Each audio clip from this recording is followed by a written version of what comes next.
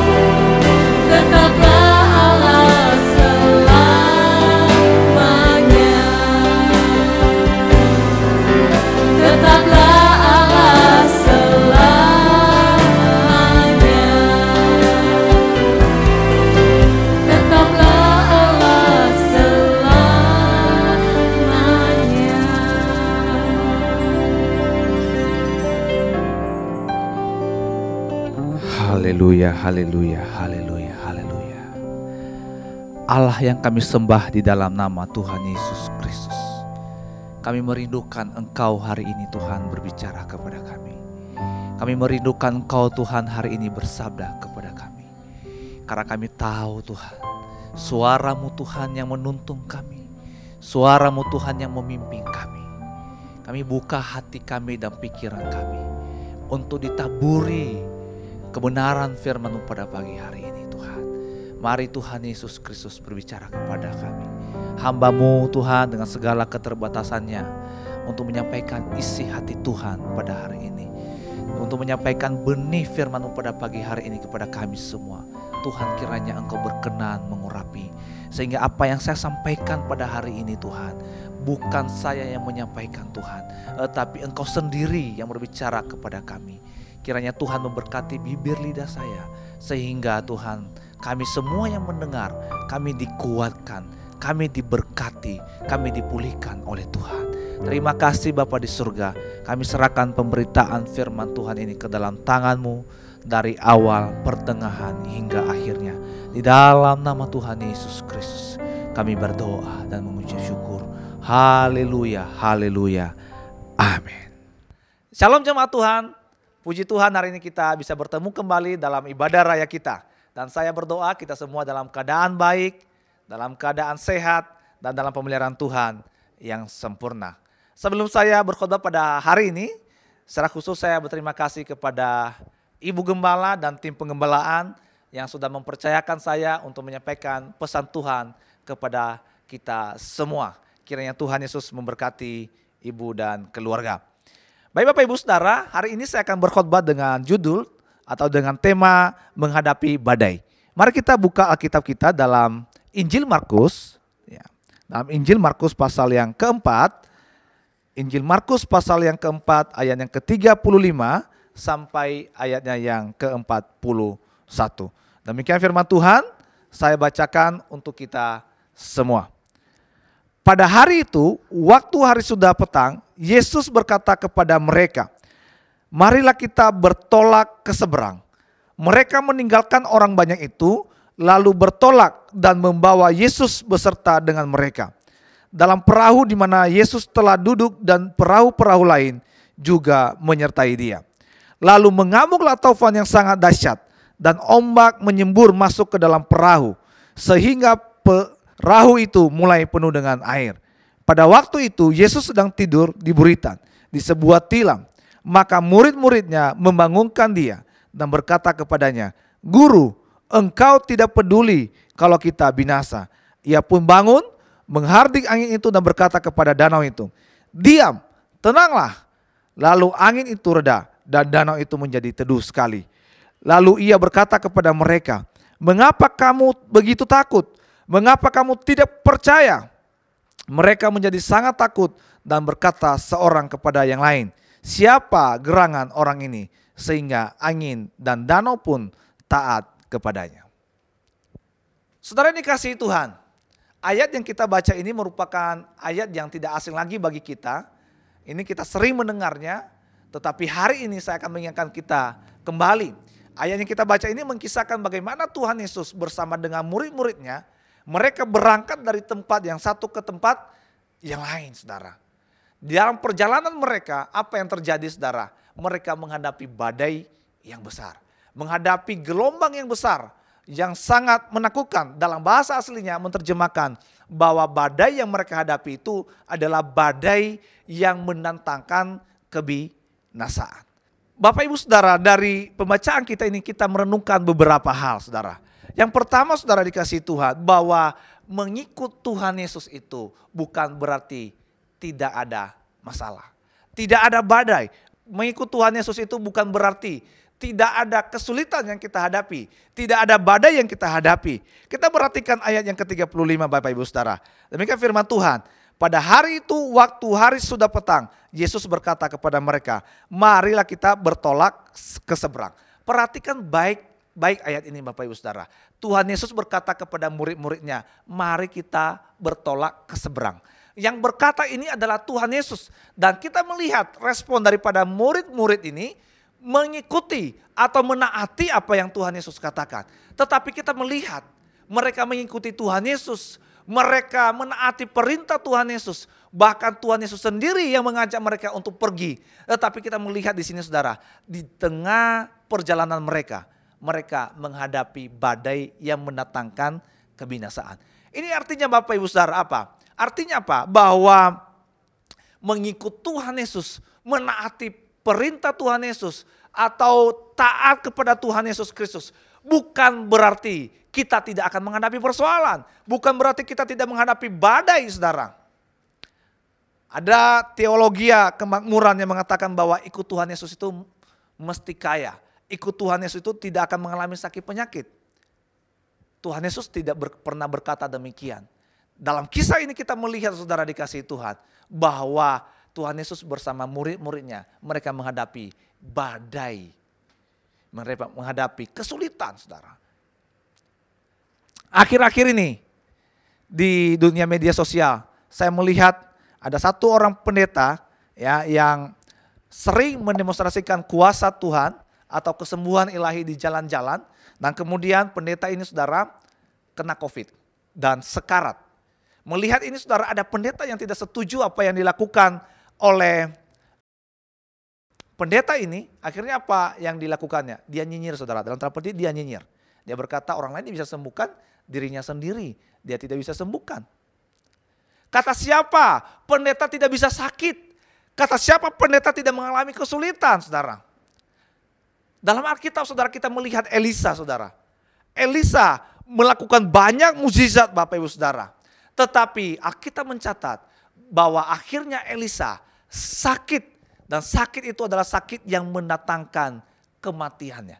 Ini menunjukkan apa Bapak Ibu Saudara? Bahwa kita sebagai hamba Tuhan pun, siapapun, kita bisa mengalami persoalan. Itulah sebabnya kalau ada orang yang mengatakan bahwa mengikut Yesus tidak akan menghadapi persoalan, itu adalah ajaran yang tidak tepat. Tapi yang Tuhan Yesus ajarkan kepada kita, bahwa ketika kita menghadapi persoalan, Dia akan menyertai kita. Dia ada bersama-sama dengan kita. Filipi 4 ayat 13 berkata, segala perkara dapat kutanggung di dalam Dia yang memberikan kekuatan kepadaku. Artinya apa Bapak Ibu Saudara? Kita boleh ada masalah, kita boleh ada kesulitan, kita boleh ada badai yang menghampiri kehidupan kita. Tapi satu hal yang kita percayai, bahwa Tuhan memberikan kekuatan kepada kita. Ya, 1 Korintus 10 ayat 13 berkata bahwa pencobaan-pencobaan yang kamu alami itu adalah pencobaan biasa yang tidak melebihi kekuatanmu. Ketika kamu dicobai, Tuhan akan memberikan jalan keluar bagi kita. Tuhan akan memberikan jalan keluar bagi kita. Yang kedua saudara dikasihi Tuhan, yang kita renungkan dalam ayat ini Bapak Ibu Saudara, bahwa badai itu bisa datang secara tiba-tiba. Badai itu bisa datang secara tiba-tiba atau bisa datang kapan saja. Alkitab mencatat Bapak Ibu Saudara, ya, Alkitab mencatat bahwa angin taufan itu datang secara tiba-tiba atau sekonyong-konyong. Kalau kita baca dalam ayat paralelnya di Matius 8 ayat 23 sampai 27 dan juga Injil Lukas mencatat di pasal 8 ayat 22 sampai 25. Kita mengatakan di sana bahwa sekonyong-konyong. Artinya apa Bapak Ibu Saudara? Bahwa badai itu tiba-tiba. Ya, tiba-tiba. Artinya kita siap tidak siap, badai itu bisa menghampiri kita kapan saja. Tidak ada jaminan kemudian ketika kita mengikut Yesus bahwa kita tidak dihampiri oleh badai kehidupan dengan tiba-tiba. Bukan berarti kalau kita mengikut Yesus kemudian badai yang menghampiri kita itu dikasih tahu terlebih dahulu. Misalkan, hoi Pastor Andre, besok ada badai ya, lu mesti persiapan. Gak demikian. Firman Tuhan berkata demikian saudara, sekonyong-konyong. Artinya apa? Tiba-tiba. Artinya siapa kita saudara, siapapun kita bisa mengalami badai kehidupan itu secara tiba-tiba. Kapanpun, siap tidak siap, kita bisa menghadapi badai. Saya kemarin habis bersama dengan guru-guru ya. Saya bersama guru-guru kemarin datang melayat ya ke salah seorang orang tua murid. Di mana keluarga ini sebagai tulang punggung dalam keluarga dipanggil Tuhan. Dan yang lebih mengejutkan adalah bapak ini yang dipanggil Tuhan tidak mengalami sakit penyakit apapun, saudara. Dia dari Jakarta, dia supir truk, dia ke Medan bawa truk, dan kemudian apa yang terjadi, saudara? Dia sampai di sana cuma sakit 2 jam dan kemudian Tuhan memanggil. Keluarga begitu sedih, kaget dan tidak menyangka, saudara. Tapi satu hal yang kita percayai, saudara. Meskipun itu badai datang dengan tiba-tiba, tetapi satu hal yang kita percayai, Tuhan ada bersama dengan kita. Tuhan Yesus tidak pernah berubah, kasih-Nya tidak pernah berubah, kesetiaannya tidak pernah berubah, dan janjinya tidak pernah berubah. Saudara yang dikasihi Tuhan, mengapa kita bisa mengalami badai? Setidaknya ada 4 alasan, saudara, yang saya temukan di dalam Alkitab. Yang pertama, mari kita buka dalam kitab Yunus pasal 4, pasal 1 maksud saya, ayat 4, nah kemudian ayat yang ke-13 dan 14. Saya bacakan buat kita. Tetapi Tuhan menurunkan angin ribut ke laut, lalu terjadilah badai besar, sehingga kapal itu hampir-hampir terpukul hancur. Ayat 13, lalu berdayunglah orang-orang itu dengan sekuat tenaga untuk membawa kapal itu kembali ke darat. Tetapi mereka tidak sanggup sebab laut semakin bergelora menyerang mereka. Ayat 14, lalu berserulah mereka kepada Tuhan, katanya, ya Tuhan, janganlah kiranya Engkau biarkan kami binasa karena nyawa orang ini, dan janganlah Engkau tanggungkan kepada kami darah orang yang tidak bersalah, sebab Engkau Tuhan telah berbuat seperti yang Kau kehendaki. Saudara dikasih Tuhan, saya percaya kisah ini tentu kita semua sudah tahu. Ini adalah kisah di mana Tuhan memanggil Yunus untuk menyampaikan kabar kepada bangsa Niniwe bahwa kota Niniwe akan ditunggangbalikan oleh Tuhan. Tetapi apa yang terjadi, saudara dikasih Tuhan? Yunus tidak mau pergi. Justru dia melarikan diri ke Tarsis. Kenapa Bapak Ibu Saudara? Karena menurut Yunus bahwa bangsa Niniwe ini begitu jahat, begitu kejam, sehingga dia tidak mau kalau bangsa Niniwe ini dikasihani oleh Tuhan. Dan apa yang terjadi kemudian, saudara dikasihi Tuhan? Ayat yang keempat yang kita baca tadi, kita melihat Yunus mengalami badai yang besar. Bukan hanya badai yang besar, tetapi badai yang besar itu membuat kapal mereka yang mereka tumpangi itu hampir hancur. Nah, saudara dikasihi Tuhan, mengapa Yunus mengalami badai yang besar? Karena apa? Karena ketidaktaatan. Karena apa? Karena dosa. Tidak mau mengikuti apa yang Tuhan mau. Tidak mau mengikuti panggilan Tuhan. Nah, oleh karena itu Bapak Ibu Saudara, kalau kita akhir-akhir ini juga mengalami badai yang besar, jangan-jangan badai yang kita alami itu karena ketidaktaatan, karena dosa, karena ketidakmauan kita untuk mengikuti perintah Tuhan. Oleh karena itu, kalau kita menyadari bahwa itu adalah karena dosa atau ketidaktaatan kita, mari kita kembali kepada Tuhan. Mari kita kembali mengasihi Tuhan. Saya percaya ketika kita kembali mengasihi Tuhan, tidak ada sesuatu yang sulit bagi Tuhan untuk menyelesaikan persoalan kita. Ya. Persoalannya adalah maukah kita kembali kepada Tuhan? Mari kita koreksi diri kita pada hari ini. Adakah saya melakukan hal yang tidak berkenan kepada Tuhan sehingga persoalan ini bertubi-tubi datang dalam hidup saya? Sehingga persoalan itu sepertinya tidak ada jalan keluar. Jangan-jangan ini ada dosa. Ada hal yang tidak berkenan di hati Tuhan. Mari kita koreksi diri kita, saudara. Mari kita koreksi diri kita. Saudara dikasih Tuhan, yang kedua, mengapa kita bisa mengalami badai dalam hidup kita? Yang kedua, kita buka Alkitab kita dalam Injil Markus pasal 6 ayat 45 sampai ayat 52. Saya bacakan ayat yang ke 47 ya, dan juga ayat yang ke-51 ya. Demikian firman Tuhan. Ketika hari sudah malam, perahu itu sudah di tengah danau, sedang Yesus tinggal sendirian di darat. Kemudian ayat yang ke-48, ketika ia melihat betapa payahnya mereka mendayung karena angin sakal, maka kira-kira jam 3 malam ia datang kepada mereka, berjalan di atas air dan ia hendak melewati mereka. Ayat yang ke-51 berkata demikian, lalu ia naik ke perahu menapakkan mereka dan angin pun redalah. Mereka sangat tercengang dan bingung. Yang kedua saudara, mengapa kita bisa mengalami badai? Karena memang Tuhan izinkan terjadi supaya kita naik level. Supaya kita naik level. Tuhan Yesus berjalan di atas air supaya murid-murid mengetahui bahwa Tuhan Yesus berkuasa atas alam semesta ini.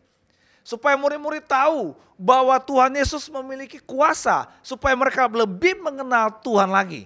Tetapi pada akhirnya murid-murid gagal mengenal. Tidak ada peningkatan tanpa ujian Bapak Ibu Saudara. Tidak ada peningkatan tanpa ujian. Kita bisa naik ke jenjang berikutnya, ke level berikutnya, itu karena ada ujian. Contoh yang sangat mendasar yang mungkin kita sudah tahu, yaitu anak sekolah. Dia akan naik ke tingkat berikutnya, dari SD ke SMP, SMP ke SMA dan selanjutnya, karena ada ujian. Itulah sebabnya kalau kita hari-hari ini sedang mengalami ujian, maka kita jangan buru-buru menyalahkan Tuhan. Jangan-jangan Tuhan sedang membawa kita ke jenjang berikutnya. Jangan-jangan Tuhan sedang membawa kita ke level berikutnya. Ya. Alkitab mencatat dalam Roma 8 ayat 28 berkata apa? Kita tahu sekarang bahwa Allah turut bekerja dalam segala sesuatu untuk mendatangkan kebaikan bagi orang yang mengasihi Dia. Jadi masalah badai yang kita alami, Tuhan izinkan terjadi supaya kita melihat kemuliaan Tuhan. Supaya kita bisa naik level dan supaya kita bisa mengalami peningkatan atau ke jenjang iman lebih lagi di dalam Tuhan. Yang ketiga saudara, mengapa kita bisa mengalami badai? Yang ketiga kita buka dalam Kisah Para Rasul pasal 27 ayat 21 sampai 22 saya bacakan buat kita semua. Dan karena mereka beberapa lamanya tidak makan, berdirilah Paulus di tengah-tengah mereka dan berkata, saudara-saudara, jika sekiranya nasihatku dituruti supaya kita jangan berlayar dari kereta, kita pasti terpelihara dari kesukaran dan kerugian ini. Tetapi sekarang juga dalam kesukaran ini aku menasihatkan kamu supaya kamu tetap bertabah hati, sebab tidak seorang pun di antara kamu yang akan binasa kecuali kapal ini. Saudara dikasihi Tuhan, mengapa kita bisa mengalami badai? Bisa jadi karena kebodohan kita. Ayat ini menceritakan bagaimana Paulus menasihatkan nahkoda kapal, menasihatkan orang-orang yang di kapal supaya mereka tidak berlayar dari kereta. Tetapi apa yang terjadi? Mereka lebih percaya kepada nahkoda kapal daripada perkataan Paulus. Paulus sudah mengingatkan, sudah memberitahu, sudah memberikan warning kepada nahkoda kapal. Nahkoda kapal, jangan kita berangkat dari sini, nanti akan terjadi badai. Tetapi karena kedegilan hati dan kekerasan kepala dan kerasnya kepala nahkoda dan orang-orang yang ada di kapal, mereka tetap berlayar. Dan apa yang terjadi Bapak Ibu Saudara? Mereka mengalami badai yang besar. Kenapa? Karena kebodohan mereka. Sudah dikasih tahu berulang-ulang, jangan nak, jangan kamu menikah sama Markona. Tapi tetap menjalin hubungan dengan orang itu. Orang tua sudah berkata, nah kalau mau menikah itu lihat bebek bobot bibitnya. Kita berkata, dia berbobot, bobotnya 200 kilo. Akhirnya apa yang terjadi? 1 tahun kemudian pernikahan, yang terjadi adalah badai besar terjadi dalam kehidupan keluarga tersebut. Nah itulah sebabnya saudara dikasihi Tuhan. Kalau kita sudah mendengar nasihat, mari kita dengar-dengaran. Janganlah kita kemudian menjadi bodoh, saudara. Ya, apalagi kalau hamba Tuhan sudah memberitahu kita, sudah menasehati kita. Nah itu sudah menjadi warning bagi kita. Seringkali kita tidak mendengarkan nasihat dari orang tua kita, dari bapak rohani kita, dari hamba-hamba Tuhan. Lebih mementingkan atau lebih mendengarkan keinginan kita, lebih menuruti apa yang kita mau. Oleh karena itu, yang ketiga saudara, mengapa kita bisa mengalami badai? Bisa saja itu karena kebodohan kita. Yang pertama tadi, kenapa kita bisa mengalami badai? Karena ketidaktaatan atau karena dosa. Yang kedua, ya bisa saja Tuhan izinkan terjadi supaya kita bisa naik level. Yang ketiga, karena kebodohan kita. Atau karena ketidakmau dengar-dengaran akan nasihat. Dan yang terakhir saudara, mengapa kita bisa mengalami badai? Yang terakhir saudara, dalam Markus pasal yang keempat tadi kita melihat di sana, itu bisa karena iblis. Ya, karena serangan iblis. Kita melihat ayat yang ketiga, Markus pasal 4 ayat yang ke-37 saudara. Ya, ayat ke-37. Lalu mengamulah taufan yang sangat dahsyat dan ombak menyembur masuk ke dalam perahu sehingga perahu itu mulai penuh dengan air. Saudara dikasihi Tuhan, ayat ini saya melihat bahwa taufan atau badai yang dialami oleh murid-murid dan Tuhan Yesus itu karena serangan iblis saudara. Dari mana saya tahu? Ini saya merenungkan cukup lama Bapak Ibu Saudara. Ya, saya melihat bahwa ini serangan iblis. Dari mana saya tahu? Kita melihat di pasal yang kelima. Pasal yang kelima berikutnya tujuan Tuhan Yesus mendarat. Yaitu di tempat Gerasa saudara. Di sana ada orang yang sedang kerasukan setan. Dan iblis tahu bahwa kehadiran Tuhan Yesus ke sana itu untuk membebaskan orang itu. Sehingga iblis menghalanginya supaya Tuhan Yesus tidak jadi ke Gerasa. Kenapa? Karena iblis tidak senang kalau orang itu diselamatkan. Ketika Tuhan Yesus berkata, mari kita bertolak ke seberang. Itu bukan berarti Tuhan Yesus berangkat tanpa tujuan. Tuhan Yesus ada tujuan, yaitu membebaskan orang yang sedang terbelenggu. Tetapi iblis tahu bahwa orang ini akan diselamatkan. Akhirnya apa yang dilakukan iblis? Mendatangkan badai yang besar. Yang kedua saudara, dari mana saya tahu bahwa ini adalah serangan iblis saudara? Karena murid-murid itu pada dasarnya mayoritas nelayan. Mereka pekerjaannya pelaut saudara. Mereka tahu arah angin. Mereka tahu kalau dalam perjalanan mereka akan terjadi badai. Nah karena mereka tahu bahwa akan terjadi badai, mestinya mereka kasih tahu kepada Tuhan Yesus. Tetapi nyatanya tidak memberitahu itu.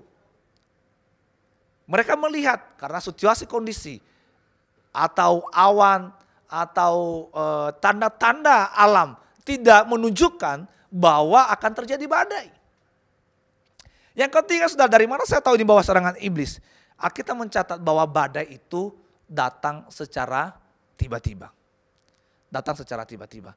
Nah, saya ini adalah orang yang tinggal di pinggir laut saudara. Termasuk orang yang dekat dengan laut. Rumah saya dengan laut itu paling 1 kilo. Ya 1 kilo dekat. Nah sebelum terjadi ombak yang besar, itu biasanya saudara didahului oleh angin saudara. Didahului oleh angin. Jadi biasanya nelayan-nelayan itu mereka melihat angin ini angin laut apa angin darat. Nah sebelum mereka mendarat, sebelum mereka berlayar maksud saya, mereka memastikan dulu ini angin darat apa angin laut. Ya, kalau mereka tahu bahwa ini adalah angin yang mendatangkan badai, para nelayan biasanya tidak akan berlayar atau berangkat untuk menangkap ikan. Ya, berangkat menangkap ikan. Nah, perhatikan baik-baik ayat ini, bahwa badai itu datang secara tiba-tiba, sekonyong-konyong. Artinya tidak ada angin, tidak ada hujan, tiba-tiba terjadi badai. Ini apa saudara? Bisa saya simpulkan ini karena ini pekerjaan iblis. Iblis tidak mau kalau orang yang ada di Gerasa itu diselamatkan oleh Tuhan. Berikutnya saudara dikasih Tuhan. Mengapa saya mengatakan bahwa badai yang dialami oleh murid-murid dalam Markus pasal 4 ayat 35 sampai ayat 41 ini itu merupakan serangan iblis. Kita lihat di Markus pasal 1 ayat 25. Markus pasal 1 ayat 25 demikian firman Tuhan saya bacakan. Ya. Tetapi Yesus menghardiknya, katanya, "Diam, keluarlah daripadanya." Perhatikan Markus pasal 4 ayat yang ke 39 ya, ayat 39. Ia pun bangun menghardik angin itu dan berkata kepada danau itu, Diam.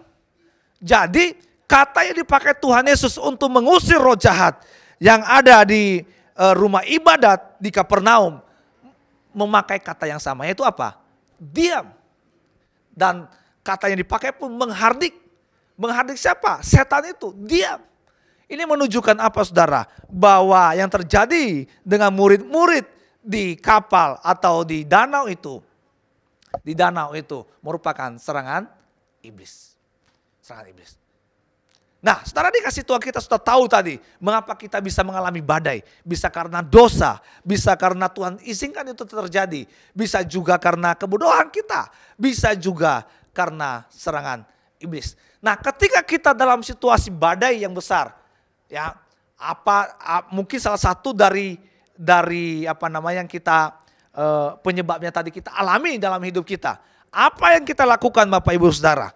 Yang pertama saudara, ketika kita mengalami badai yang besar, apa yang kita lakukan? Yang pertama, mari kita lihat ayat yang ke-35 tadi. Demikian firman Tuhan saya bacakan buat kita. Pada hari itu waktu hari sudah petang, Yesus berkata kepada mereka, marilah kita bertolak ke seberang. Perhatikan baik ayat-ayat ini Bapak Saudara. Yang berkata mari kita bertolak ke seberang adalah Tuhan Yesus. Seolah-olah Tuhan Yesus berkata, mari kita bertolak ke seberang. Dan kita akan pasti sampai ke seberang. Yang berkata ini Tuhan Yesus, bukan murid-murid. Kalau Tuhan Yesus yang berkata, itu artinya apa? Itu pasti terjadi. Kalau Tuhan Yesus yang berkata, itu pasti terjadi saudara. Ya, pasti terjadi. Nah, saudara dikasih Tuhan, apa yang kita lakukan ketika kita mengalami badai? Yang pertama yang kita lakukan adalah percaya pada firman Allah. Percaya pada perkataan Tuhan Yesus. Kalau Tuhan Yesus berkata mari kita bertolak ke seberang, itu artinya kita akan pasti tiba di seberang dengan selamat. Tetapi murid-murid kita melihat di sana, mereka begitu takut, mereka begitu mengalami ketakutan yang luar biasa. Mengapa? Karena mereka tidak percaya pada omongan Tuhan Yesus. Mereka lupa apa yang Tuhan Yesus katakan pada di awal. Mari kita bertolak ke seberang. Itulah sebabnya Tuhan Yesus berkata kemudian kepada mereka, mengapa kamu takut, begitu takut, dan mengapa kamu tidak percaya? Tuhan Yesus berkata, mengapa kamu tidak percaya dengan perkataan saya? Saya sudah berkata kepadamu, mari kita bertolak ke seberang. Kamu tidak tahukah kamu bahwa itu artinya kita pasti tiba di seberang? Nah saudara dikasihi Tuhan, kalau hari-hari ini juga kita mengalami badai yang besar, apa kata firman Tuhan tentang hidupmu? Apa kata firman Tuhan tentang masalah kita? Mari kita percaya itu sepenuhnya saudara. Mari kita percaya itu sepenuhnya. Ya, karena firman Tuhan itu ya dan amin. Ya, firman Tuhan itu ya dan amin. Pasti terjadi. Ya, almarhum Bapak Gembala sering berkata kepada kita bahwa bukan keadaan yang merubah firman, tetapi firman Tuhan yang mengubah keadaan. Haleluya. Persoalannya maukah kita percaya pada firman Tuhan? Maukah kita mempercayakan hidup kita pada firman Allah? Akhir-akhir ini kita mengalami badai yang luar biasa, di mana seluruh negara saudara mengalami badai dan tidak satu pun yang siap menghadapi badai ini, yaitu COVID-19 ini. Seluruh tatanan kehidupan manusia berubah sedemikian rupa. Ya, event-event olahraga internasional ditunda, pertemuan kepala-kepala negara pun ditunda saudara. Kita yang tadinya ibadah offline sekarang jadi online. Kita yang tadinya saya mengajar secara tatap muka ya menjadi online sekarang. Semua berubah sedemikian rupa.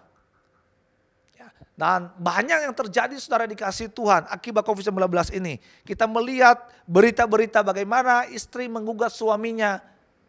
Ya, banyak yang cerai. Kenapa? Karena situasi kondisi yang terjadi saat ini begitu luar biasa. Belum lagi masalah ekonomi. Ya, belum lagi masalah-masalah yang lainnya. Tetapi persoalannya adalah, maukah kita percaya pada perkataan Tuhan Yesus? Maukah kita berpegang pada perkataan Tuhan Yesus? Kalau Tuhan Yesus berkata saat ini kepada kita, hai anakku, jangan takut, aku akan menyertai engkau. Janganlah bimbang, aku akan menolong engkau. Atau sebaliknya, kita mendengar perkataan itu lalu kita kemudian, toh Tuhan ini masalah masih ada aja nih dalam hidup saya, badai tidak akan pernah hilang. Saya katakan di awal tadi, badai bisa datang dalam hidup kita, bahkan itu sifatnya sekonyong-konyong atau tiba-tiba. Tapi Tuhan Yesus berjanji kepada kita, Dia akan menyertai kita. Oleh karena itu percaya pada perkataan firman Tuhan. Mazmur 12, Mazmur 12 ayat 7 berkata demikian. Mazmur 12 ayat yang ke-7 berkata demikian. Janji Tuhan adalah janji yang murni, bagaikan perak yang teruji, 7 kali dimurnikan dalam dapur peleburan di tanah. Sekali lagi, janji Tuhan adalah janji yang murni, bagaikan perak yang teruji, 7 kali dimurnikan dalam dapur peleburan di tanah. Janji Tuhan itu ya dan amin, saudara. Ya, janjinya itu janji yang murni, bukan janji yang palsu. Kalau Dia berkata itu pasti terjadi, saudara. Berbeda dengan kita manusia. Kau yang memulai, kau yang mengakhiri, kau yang berjanji, kau yang mengingkari. Itulah manusia. Tapi Tuhan kalau Dia berkata itu ya dan amin dan pasti terjadi. Oleh karena itu saudara dikasihi Tuhan, kalau saat ini kita mengalami badai dalam hidup kita, mari kita percaya pada janji firman Tuhan. Mari kita percaya pada perkataan firman Tuhan. Mari kita simpan janji-janji Tuhan itu dalam hati kita. Dan saya percaya firman Tuhanlah itu yang mengubah keadaan kita. Yang kedua Bapak Ibu Saudara, apa yang kita lakukan ketika kita mengalami badai saudara? Yang kedua, carilah perlindungan. Carilah perlindungan. Saya punya jemaat di sana, dia adalah dulu pernah menjadi anak buah kapal, ya, ABK anak buah kapal. Waktu dia muda dulu, saya pernah berkata, kalau misalkan di tengah laut itu terjadi badai yang besar, apa yang Bapak lakukan? Dia berkata, yang kita lakukan biasanya, kita akan mencari perlindungan. Mencari pulau yang terdekat, kita akan menyandarkan kapal di sana. Jadi yang mereka lakukan ketika ada badai di laut itu, mereka cari perlindungan. Nah, kita juga demikian saudara dikasihi Tuhan. Ketika ada badai yang kita alami saudara dikasihi Tuhan, kita cari perlindungan. Dan perlindungan yang paling tepat, perlindungan kita adalah datang kepada Tuhan Yesus Kristus.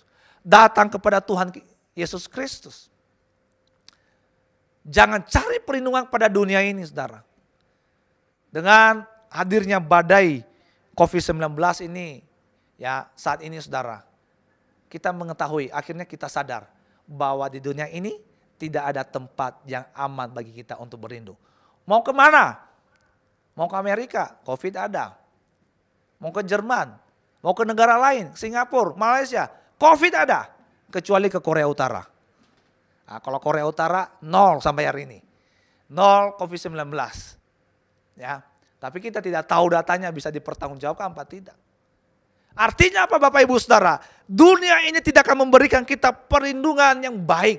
Dunia ini tidak akan bisa memberikan kita perlindungan yang benar. Tapi perlindungan yang benar dan yang tepat adalah datang kepada Tuhan Yesus Kristus. Beberapa hari lalu seorang ibu WA saya Bapak Ibu Saudara. Seorang ibu WA saya, dia punya persoalan dalam rumah tangga. Ya, ibu ini bukan jemaat kita di sini, bukan juga jemaat SLCC GNR, tapi ini adalah orang lain, ada di luar pulau, tapi dia mengenal saya seorang hamba Tuhan. Akhirnya dia konsultasi sama saya, minta bimbingan. Dia berkata, suami saya Pak, akhir-akhir ini sering WA sama wanita Pak. Dan dia itu panggilnya bukan lagi ibu atau bapak, tetapi panggilnya apa? Sayang, ayang, miss you, love you di WA-nya. Saya baca WA-nya isinya semua itu Pak. Akhirnya isi WA-nya itu di screenshot ke saya, dikirim ke saya melihat dan baca saudara. Memang betul, panggilnya love you, miss you. Love you, miss you. Wah ini sudah jadi masalah. Akhirnya Bapak, saya sudah tidak tahan lagi. Akhirnya saya pukul suami saya dan suami saya juga pukul saya. Akhirnya kami berantem berdua dengan hebat. Dan ini Bapak, saya memperlakukan saya demikian. Sudah lama, ya sudah menyakiti hati saya. Kemarin saya sudah tidak tahan lagi saudara. Saya sudah tidak tahan lagi, akhirnya saya pukul dia. Wah, saya mendengar itu saya langsung terheran. Ya, wanita pukul suami. Wah, memang ada sebabnya. Akhirnya saya mau jawab begini. Saya mau tanya sama ibu, bagaimana hubungan ibu dan suami dengan Tuhan dalam rumah tangga? Kalau saya sih tetap berdoa, Pak. Tapi suami saya tidak pernah baca Alkitab lagi.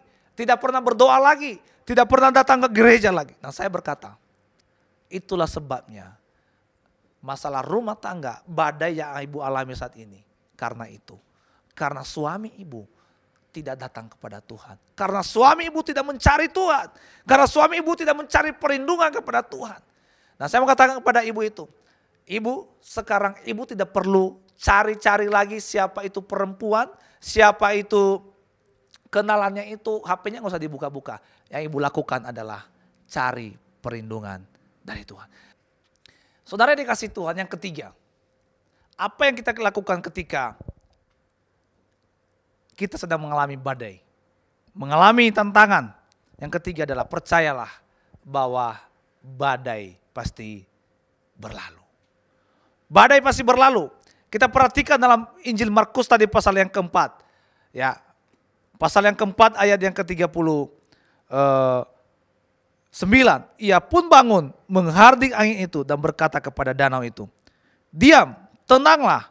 Lalu angin itu reda, danau itu menjadi teduh sekali. Saya kasih Tuhan, kita melihat ayat ini saudara. Ketika badai yang besar terjadi, apa yang Tuhan Yesus lakukan? Dia menghardik angin itu dan angin itu atau danau itu menjadi teduh kembali. Artinya apa Bapak Ibu Saudara? Bahwa Tuhan Yesus memiliki kuasa atas alam semesta ini. Oleh karena itu saudara dikasihi Tuhan, kalau kita sedang mengalami badai saat ini dalam hidup kita, percayalah bahwa badai itu pasti berlalu. Kenapa? Karena Tuhan Yesus Kristus punya kuasa atas hidup kita. Dia yang mengendalikan hidup kita. Dia yang memiliki hidup kita. Dia yang mempunyai hidup kita. Yang kita lakukan adalah percaya. Mempercayakan kepada Tuhan persoalan kita. Percayalah bahwa badai yang kita alami ini pasti berlalu. Ketika awal-awal COVID-19, ya hampir ulang tahun ya, bulan Maret ini udah setahun Pak, pas COVID ada di Indonesia. Ya, saya ingat waktu itu tanggal 16 Maret kita sekolah libur semuanya, gak masuk. Waktu itu banyak orang yang ketakutan luar biasa. Ketakutannya itu ditujukan dengan cara apa saudara? Mereka datang ke supermarket, datang ke Diamond, semua orang memborong bahan makanan. Dan ternyata saudara, apa yang ditakutkan itu ternyata tidak terjadi. Ya, tidak terjadi. Dan ternyata COVID-19 pun kita bisa hidup berdampingan atau kita bisa melewatinya.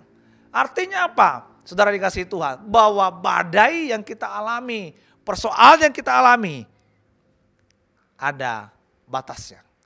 Ada limitnya, ada akhirnya. Tidak ada persoalan yang tidak ada akhirnya Bapak Ibu Saudara. Percayalah. Ya, percayalah. Tidak ada persoalan yang tidak ada akhirnya. Itulah sebabnya pengkhotbah berkata, segala sesuatu ada waktunya.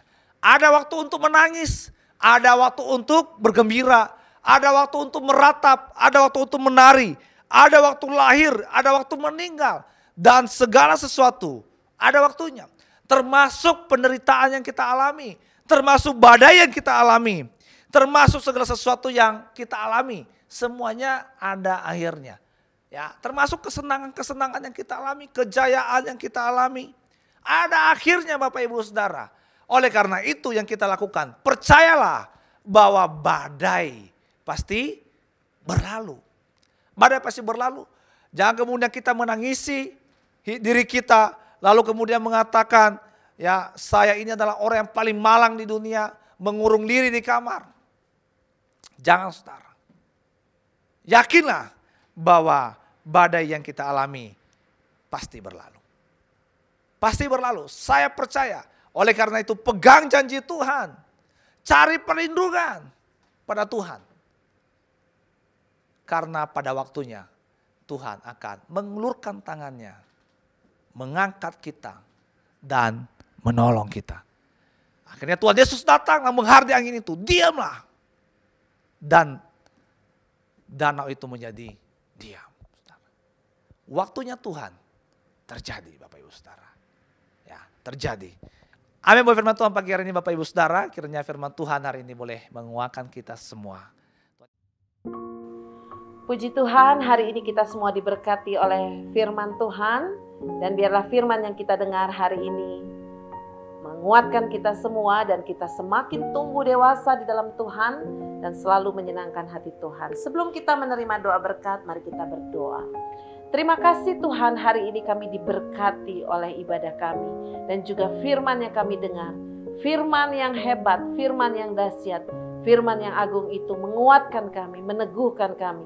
Kami biarlah Tuhan bawa hati kami semakin mengasihi Tuhan lebih dari apapun dan siapapun. Dan biarlah setiap firman yang kami dengar itu Tuhan menguatkan dan meneguhkan kami. Bawa terus hati kami Tuhan, menjadi jemaat Tuhan, menjadi umat Tuhan yang selalu menyenangkan hati Tuhan, berkenan kepada Tuhan dan menjadi kesukaan Tuhan. Hari ini Tuhan kami mau berdoa untuk umat-Mu Tuhan, jemaat Tuhan yang sedang mengalami masalah dalam sakit penyakit mereka. Kiranya Tuhan menolong mereka. Tuhan mencurahkan kuasa kesembuhan-Mu, mengalir atas mereka, menyembuhkan mereka, memulihkan mereka dengan sempurna.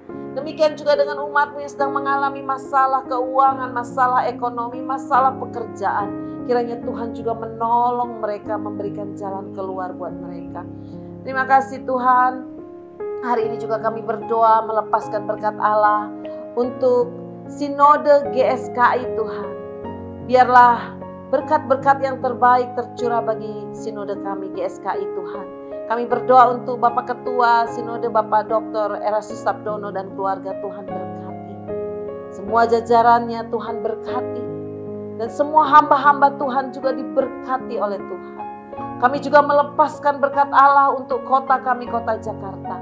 Kami juga melepaskan berkat Allah untuk bangsa dan negara kami. Semua pemimpin-pemimpin kami, pemimpin bangsa kami. Bapak Presiden, Wakil Presiden, jajarannya, dan TNI Polri, Tuhan memberkati mereka. Di masa-masa sulit ini Tuhan, di masa-masa terjadi banyak bencana di mana-mana, Tuhan menolong para pemimpin bangsa kami. Biarlah Tuhan memberikan hikmat bagi mereka, untuk mereka dapat memutuskan segala sesuatu di dalam pimpinan-Mu ya Tuhan. Terima kasih Tuhan. Kalau ada umat-Mu atau warga negara yang sedang mengalami bencana saat ini, Tuhan tolong mereka. Tuhan memberikan penghiburan, Tuhan memberikan kekuatan, kesabaran buat mereka dalam menghadapi itu semua. Dan kami percaya masa-masa yang sulit ini Tuhan, sakit penyakit, COVID ini Tuhan, bencana ini Tuhan, kami percaya semuanya dapat dilewati dalam anugerah-Mu ya Tuhan. Terima kasih Bapa. Hari ini sungguh kami bersyukur kepada Tuhan. Jemaat Tuhan, sebelum kita menerima berkat Tuhan, mari arahkan hati kita kepada Tuhan. Arahkan pandangan kita hanya kepada Tuhan. Sebab Dia satu-satunya penolong, satu-satunya kekuatan, dan Dia adalah satu-satunya juru selamat di dalam hidup kita dan seluruh keluarga kita. Mari jemaat Tuhan, angkat tangan saudara dan terimalah berkat yang daripada Tuhan. Biarlah berkat damai sejahtera yang datang dari Allah Bapa kita, cinta kasih Tuhan Yesus Kristus, dan pengurapan dari Allah Roh Kudus menyertai, memimpin kita semua mulai saat ini sampai Tuhan Yesus datang kedua kalinya. Di dalam nama Tuhan Yesus Kristus yang berkuasa, kami berdoa dan kami terima berkat-Mu ya Tuhan. Haleluya, haleluya. Amin. El Shaddai, El Shaddai, Allah Maha Kuasa. Dia besar, Dia besar. El Shaddai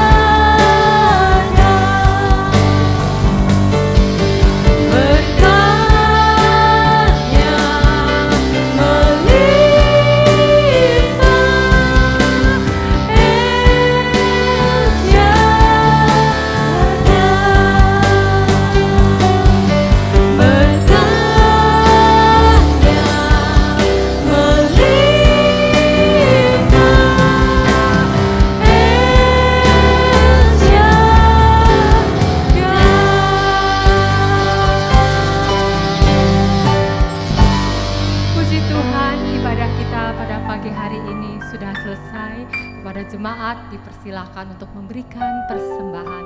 Tuhan Yesus memberkati. Shalom.